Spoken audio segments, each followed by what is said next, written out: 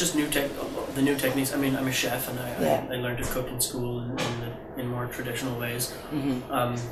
And so a lot of the new cooking technology is only started coming out about 10 years ago. Okay. So, I was like, suddenly there were new things that we could do as chefs that we could never really even think about doing before.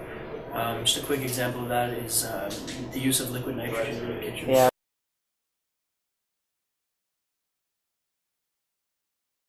Well, they're not really that different. I mean, we're able to create new shapes and textures, turn food into new visual elements. But I mean, it's all just food. Everything comes down to flavor. All the new technology we use it because it helps us make food taste better. Otherwise, we wouldn't use it. Yeah. It makes our food more interesting, which we want to do as chefs. That's true.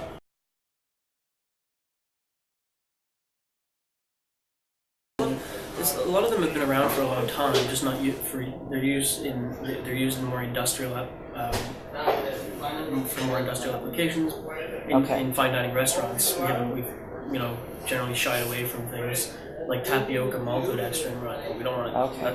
What is that? It's just something that's been very foreign to chefs in restaurants until recently, and now we're starting to see the benefit of using agar-agar, for example. And, a lot of these ingredients, some of them are new, like there are companies developing new products all the time, but a lot of them have been around for a very. They're almost 100% natural, all of them, despite the names. I mean, people tend to call them chemicals, which I really don't like that term because it's just not. It's not. It kind of makes them sound like something they're not. They come from things like seaweed. They come from plants. They come from a lot of very natural places. They come from sugar. Some of them. You've got something like baking soda, which its property is sodium bicarbonate. Right. It's not like we go around calling baking soda sodium bicarbonate. If we did, people might be a little for sure. So we get this fun name for it, like very user-friendly baking soda. So people, people know what it does. They're very familiar with it. Yeah. All these ingredients are very similar to that. They have a specific function. Baking soda actually is a chemical. It's a gas. It produces gas. So. But things like agar-agar is a seaweed extract. Carrageenan, same thing. We have come up with all the fancy, fun, like more friendly names for them. Right. So people hear things like iota carrageenan, and they don't either does they don't understand it's new to them.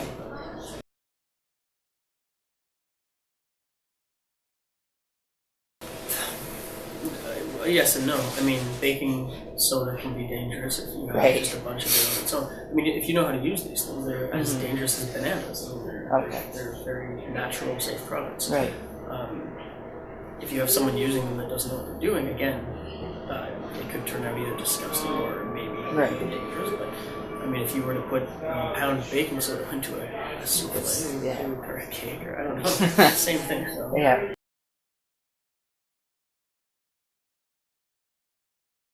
I think everything we've tried and really make it a package where we try to keep it very dynamic, very visual. It's very visual. Yeah, and that's only part of it. I mean, we want you can have very delicious food that looks awful. You can have very beautiful food that tastes awful. So we want to make sure everything's the whole dining experience. Yeah, that's really what fine food is about. Yeah.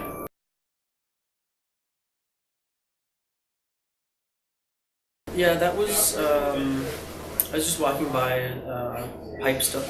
Like when you work in a creative environment, like a kid, like this type of kitchen, your mind is kind of always switched on creatively, and you're always kind of looking for new ideas.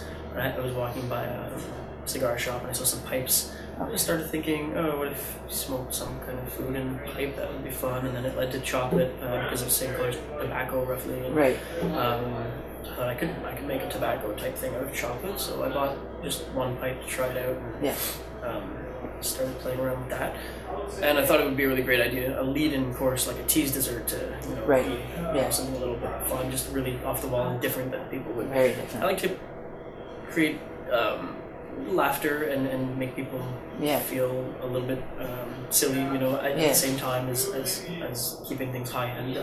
It's good to have a balance there and keep us not overly pretentious as well. So I just thought that would be a lot of fun. People tend to enjoy that quite a bit. Yeah, yeah, I feel like it put the customer at ease, kind of. And Yeah, the odd one puts them a little out of place, but most people are like, "What? What are you talking about? We're gonna smoke this." And they're Sure. like, "Ooh, look at me, I'm making cake."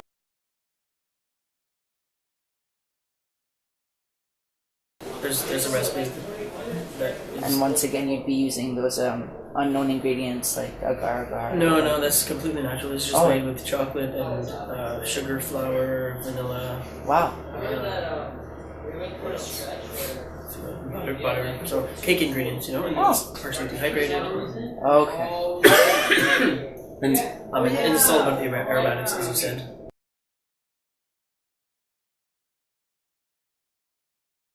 A lot of things, anything. Sometimes it just you're always pop up. searching So for. it's random? Yeah. It's a lot of different things. It's like anyone who creates anything. I think you're just always looking for, like, when you're writing a song, you're probably just waiting for that inspiration to come, and a book and whatever else, same thing. Yeah.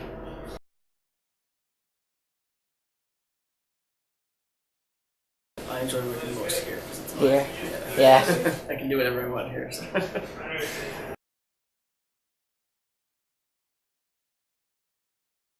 Yeah, of course. You do any of this stuff, I would say. I mean, some of them require special equipment. The ingredients can all be readily purchased. We sell them off a website called Powder to the People. Pretty much everything we use can be bought there in small samples. Really? Because we were looking to find some, and the closest thing we found was somewhere in France or something. So. Oh, yeah, no. Yeah, no. We've got, it's powdertothepeople.ca, and it's got everything in fairly decent sized quantities. So. That's and great. there's recipes there, you can pretty easily follow along.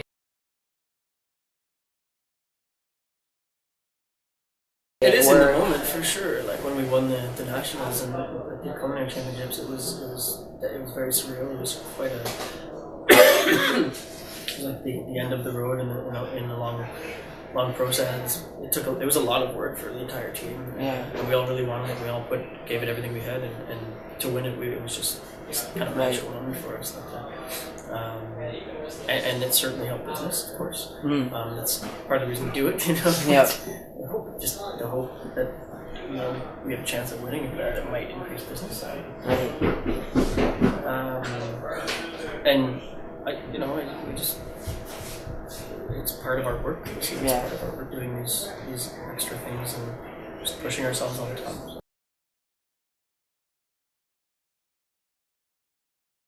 I did one in September in Prince Edward Island, Shellfish. Oh, that's great. Festival Black Box competition. I ended up winning that one too. Wow. $10,000 first prize. It was wow. Yeah, it was a really. So you're doing great. So the streak kept going. The streak kept going, of course. And wow.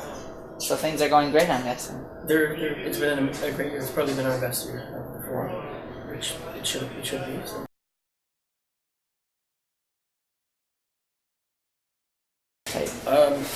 It's molecular distortion is not a term that we have ever even used. I don't know completely what that means, to be honest. I know why people use it.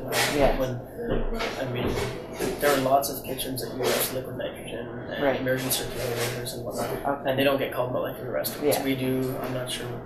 I guess because we embrace all of it a lot more than other restaurants, but we like to think of the food as just modern Canadian food. And certainly I think when people use the term molecular, they along with some of the other terms, postmodern cuisine and techno-emotional, there's a lot of ridiculous terms. Right. I think people want to call the new part of it something, but we have a garden out back, and we'll pick our own herbs and vegetables all summer long, like every day. We have very traditional things that we do. We make stocks. We like a good mix of new technique and old. And that depends on what we're making. Sometimes an older technique is better for a certain recipe than a newer one, and sometimes not. So. Right. So just more creative, I guess. Yeah, we like to create interesting. I think any chef wants to create a menu that is unique and different, and we're no different than that. We have maybe a different way of doing it than a lot of people, but everyone has their own way. So. Right.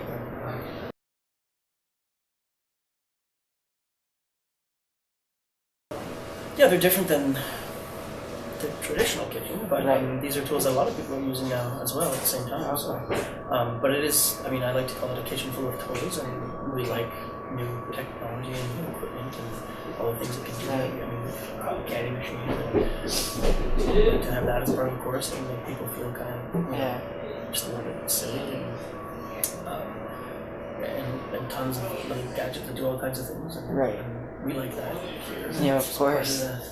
part of the kind of geeky that way, I guess. Like Just playing with the toys. yeah. So. But I mean, I wanted a fun kitchen to work in, so that's Of why I like course. it.